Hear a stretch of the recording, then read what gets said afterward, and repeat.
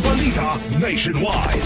Samantala mga kabrigada, kinumpirma naman ni Batangas 2nd District Representative Jervil Luistro na natanggap na ng House Prosecution Team ang sagot ni Vice President Sara Duterte sa summons ng Senate Impeachment Court.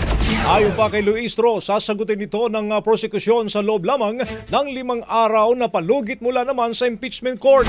Pinag-aralan niya ng panel ng prosecutors ang bawat aligasyon na nakapaloob sa answer ad curriculum ni Duterte.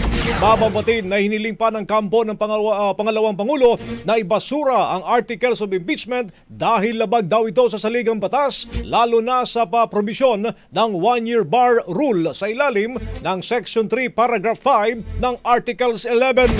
Ipinunto pa ni BP Sara sa isang beses na lamang maaring maghain ng impeachment complaint laban sa isang impeachable official kada taon at sa kaso ng Kamara ay 4 daw ang isinampa. Bagong-bago, Brigada Balita Nationwide. Ang bahaging ito ay hatid sa atin ng Yummy-Vit ES3 Syrup. Simulang tuparin ang pangarap ng iyong anak. And starting now,